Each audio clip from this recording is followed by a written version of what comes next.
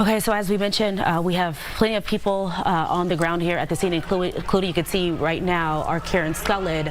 Karen, you have a very interesting perspective. You've been there for several hours at this point. Also, one of the people who was caught in the pepper spray as well. How you doing, and can you tell us what's going on? Because it sounds like some protests, maybe some yelling behind you. Right. I'll tell you a little bit about our experience this morning in just a moment. Right now, we have the cars involved, as you mentioned, being towed away. The victim's car already up on that first tow truck you can see over my right shoulder, and it looks like the one or two cars that victim crashed into also being towed away at this time. Now, I just had an interview with a 19-year-old man. It was a really interesting, good interview from his perspective. He was on the second floor. He was asleep. He awoke to the sounds of the ice watchers, the whistles, the honking of the horn, that kind of thing. And that's what kind of got him up out of bed. And when he looked out the window, he witnessed the whole thing and what happened. He was very clear about who was where, when. And he had said that the victim in this case, the driver of that maroon SUV, was blocking Portland, so the ICE agents could not leave. She was perpendicular in the road. They could not leave. Some of the ICE agents, a couple of them got out of the car, approached her car, and that's when she was trying to leave and she backed up. There was an agent, he says, on the left kind of corner of her car, but near her window, and as she tried to pull forward, he says, to leave, that officer fired 3 times into her face. Now, when I asked him, was his hand in the window or outside the window? Was his hand actually inside the vehicle when he fired, when she tried to pull away? He said he wasn't sure. It was very close to the window. It could have been in, could have been out. He wasn't sure. But as you've seen in past cases of officer-involved shootings, we've seen that hand in the window become an issue on whether it was a justified shooting or not. A lot of folks around here say it wasn't justified. She wasn't a threat. She wasn't trying to run anybody over. But it's really unclear. I think that's probably going to end up being a crucial point in this. Was his hand inside the window as she was driving off? Was he fearing that he would be dragged away? And we don't know. There's a lot of video out there, and we're all obviously looking at it. It's very viral right now. There's tons of video, so everybody's kind of going through it. But I think that's going to end up being a crucial point. Now, Simone, you asked me earlier about our experience, and it was, between ICE agents who were trying to leave and then protesters here who were protesting their presence. We were watching a vehicle, an ICE vehicle that was trying to leave. Protesters were blocking that vehicle, pounding on the windows as well. And at one point, as they were trying to leave, the protesters wouldn't move. They got pepper sprayed. We got caught in that chemical spray. And if you have contacts, it's 10 times worse. So it was, it's very, very painful. The skin, the eyes, and you're coughing and your nose is running like crazy. But we're fine. We're fine in the end. Eventually it wears off. Use water, milk, whatever. So we're all okay in the end. But that's been the story pretty much out here throughout the day, is the agitators and the protesters and the ICE agents and police, MPD, Hennepin County Sheriff out here, FBI, this back and forth between them. We did witness earlier the protesters throwing things at the agent, snowballs, ice balls, other things at the agents. Agents were obviously getting very upset and frustrated with everything happening out here.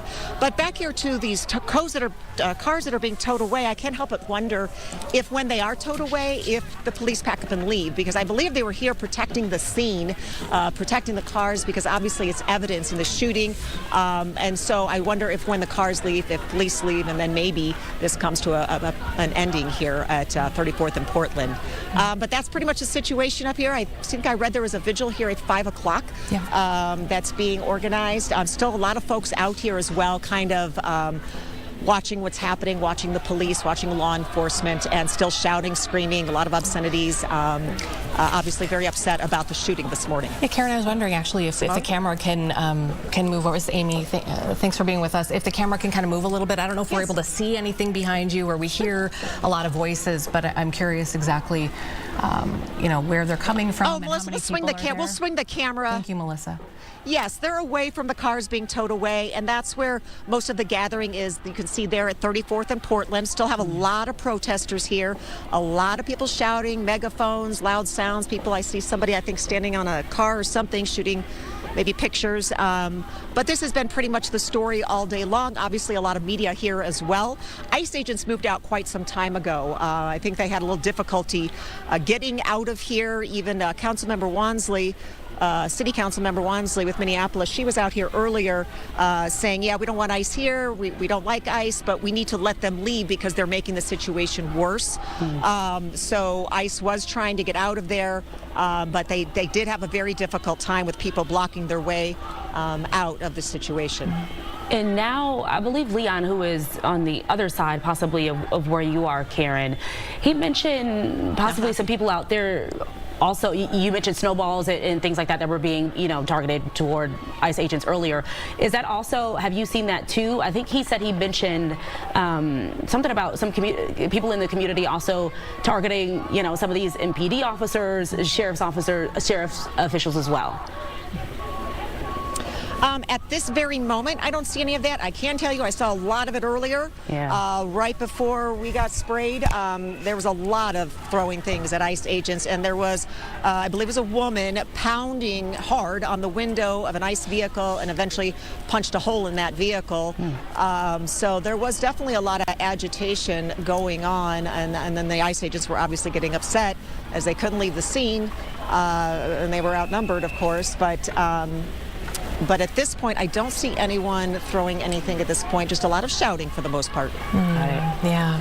So we're, a lot to learn here, and I guess that's the reason that they're having more and more of these constitutional observer sessions and trying to educate people on their constitutional rights.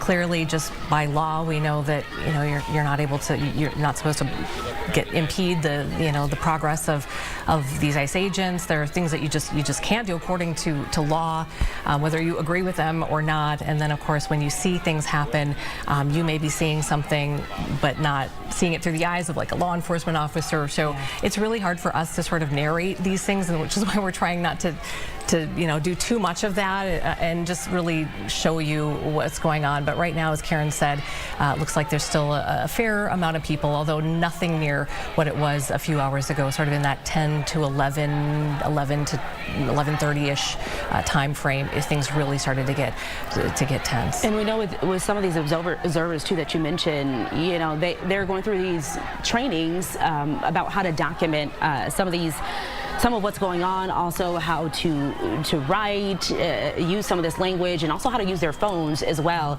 I believe we had a reporter who did one of the stories yesterday. I think it was Maury, who talked with someone about some of these trainings, because I think there was about 100 people in St. Paul specifically. Again, these are constitutional observers who are learning how to handle situations just like the one that we're looking at right now. So again, that's use of phone, how to document what's going on, your constitutional right that you have as you are standing there, maybe not too far from a police officer. And we know Police Chief Brian O'Hara also talked about that as well, of just the safe way to do that. He says, you are more than welcome to, of course, utilize your right to be there. Just don't, basically get in the way of an officer while they're doing their job. Yeah.